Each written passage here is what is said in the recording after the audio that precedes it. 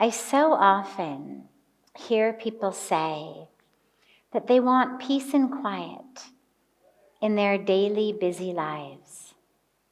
But if you spend any time with them, all they do is go on constantly about absolutely nothing, and they even shout. Doesn't the peace and quiet that we are looking for actually begin with ourselves? Of course it does. But a lot of us have no idea how to find it.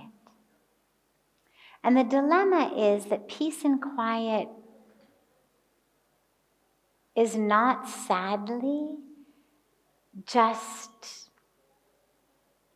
being free from noise in the outer world or the noise that your own lips and tongue are making.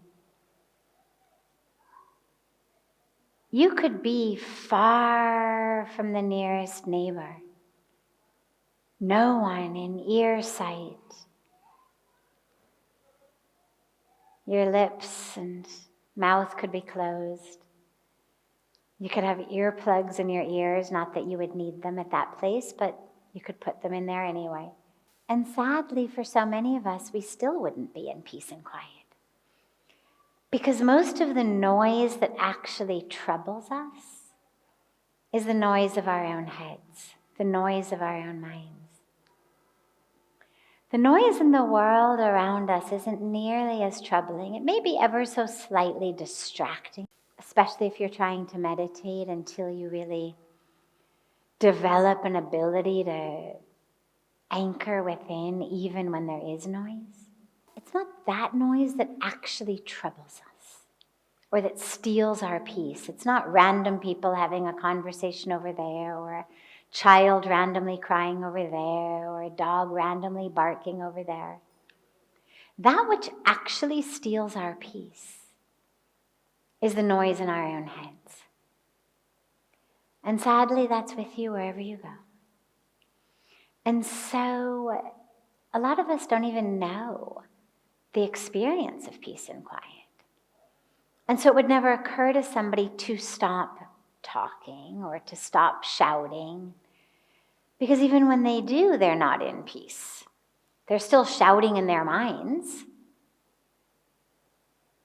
They're still constantly talking in their own minds.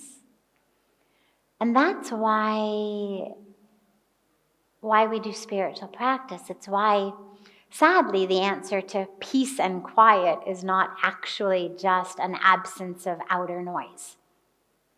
If that were the case, people living in places with very, very low populations would be distinctly more peaceful. I mean, you'd be able to graph it based on the number of people per square kilometer and the peace that people experienced.